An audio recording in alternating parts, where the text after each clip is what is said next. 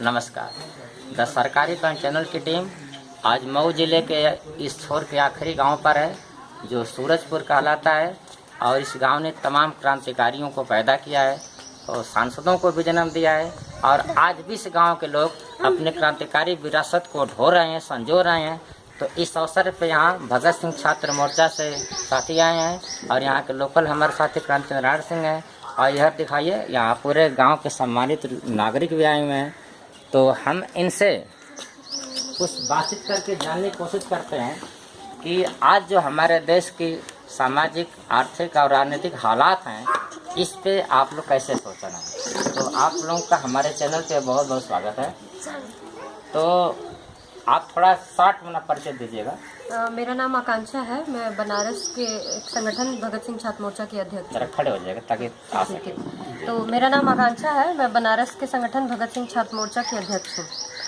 तो आप ये बताइए कि आप छात्र मोर्चे पे काम कर रही हैं, तो छात्रों की प्रमुख समस्या क्या है? जैसे अभी क्वेट आ गया या नई शिक्षा नीति आ गई, तो इसका क्या इम्पैक्ट पड़ेगा हमारे खासतौर से छात्र समुदाय पे? तो हम लोग तो पहले भी देखते थे कि जो हमारे जितने भी नौजवान लोग हैं वो शिक्षा नहीं ले पा रहे हैं, प्राथमिक स्तर पे भी और उच्चतर स्तर पे भी।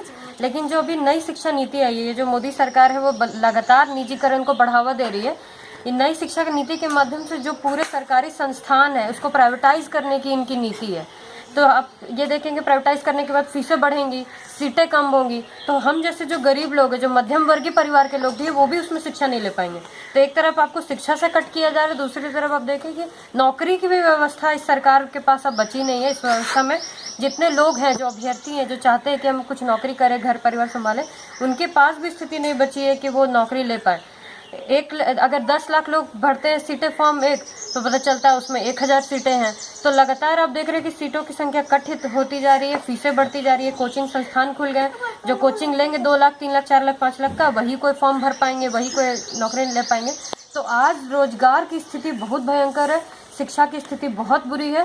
तो सरकार जो है लगातार नौजवानों के साथ खेल रही है। नौजवानों को बर्बाद करो तो बाकी हमारे जो उनके एजेंडे दंगा इस नीति के पीछे तो हम लोग समझ पा रहे हैं कि विश्व बैंक, अंतर्राष्ट्रीय मुद्रा कोष जैसे बड़े बड़े संस्थाओं का हाथ है और हमारे देश ने भी नई आर्थिक नीतियों पे एक तरीके से सरेंडर कर रखा है। तो आगे का रास्ता का आपको दिखाई दे रहा है? देखिए, आगे का रास्ता सीधे सीधे यही है कि हम लोग एकजुट हो। ये जो नीतियां हैं वो जन विरोधी है। हमको सीधे से समझना पड़ेगा कि एक तबके पे इसका असर नहीं है, चाहे वो कृषि कानून हो, श्रम कानून हो, शिक्षा नीति हो।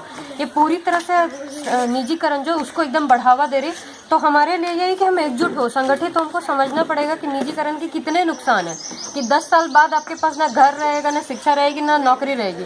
तो संगठन बनाना, उसके लिए संघर्ष करना, शिक्षित होना, जो भगत सिंह कहते थे, अम्बेडकर कहते थे, वो जरूरी है आज के दौर में। बहुत बहुत शुक्रिया, धन्यवाद। और इधर देखिए हमारे बीच में एक अनुपम जी हैं जो फिलॉसफी के विद्यार्थी हैं। आपका भी हमारे चैनल में बहुत बहुत स्वागत है। तो जरा आप बताइएगा कि इतने करोड़ों की संख्या में युवा जो है यूनिवर्सिटियों में पढ़ना चाहते हैं, पढ़ने के बाद एक अच्छा सा डिग्निटी के साथ वो रोजगार चाहते हैं। तो ऐसे अभी हमारे साथी बता रहे थे आकांक्षा जी कि बहुत ज़्यादा देश जो है निजीकरण के रास्ते पे आगे चल गया है। तो क्या आपको लगता है कि ये बैक होगा? देखिए, बिल्कुल बैक होगा, क्योंकि जो ताकत असली होती है, आज जो ये देश चल रहा है, ये जनता के खून पसीने पे ही चल रहा है जी। और किसी भी देश की जो असली ताकत होती है वहाँ की जनता होती है। तो अगर इसको मोटे मोटे तौर पे देखा जाए तो इस देश में जो एक बड़ी आबादी है, नौजवानों की आबादी है और किसानों की आबादी है, मजदूरों की आबादी है।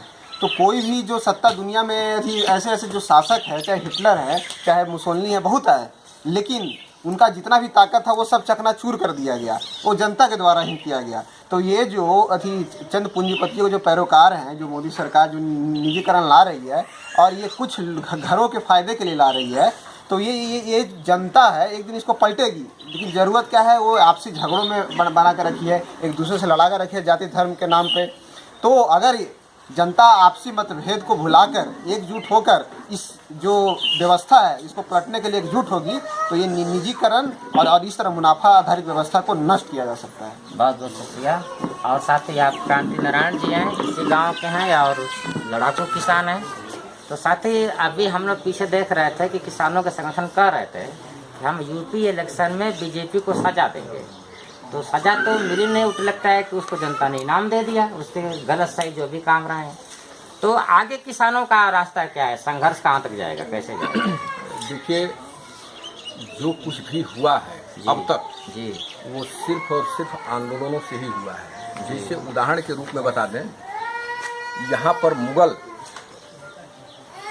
कानून बना के नहीं भागे, उनको यहाँ के किसानों ने उनकी शमशीरों को अपने लाठियों पे रोका है। अंग्रेज यहाँ से भागे तो संसद में कानून बना के नहीं भागे।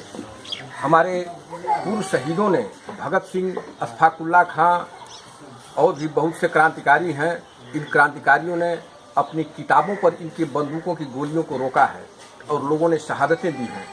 तो हमारा रास्ता आंदोलन का ही रास्ता होगा, चुनाव से कुछ नहीं होने वाला है। और ये चुनाव और ये कानून व्यवस्था एक ऐसी व्यवस्था है कि इसमें ये ऐसा एक मकड़जाल है जिसमें छोटे मोटे कीट फतिंगे तो फंस जाते हैं, लेकिन मगरमच्छ उसे तोड़ के निकल जाता है। तो इस सिस्टम के तहत ये संभव नहीं है। ये आंदोलन का ही रास्ता अंतिम रास्ता है। आंदोलन के रास्ते कोई अंतिम रास्ता बतला रहे हैं। साथ में फिर मिलेंगे किसी मौके पर। बहुत बहुत धन्यवाद, शुक्रिया। जी, आपको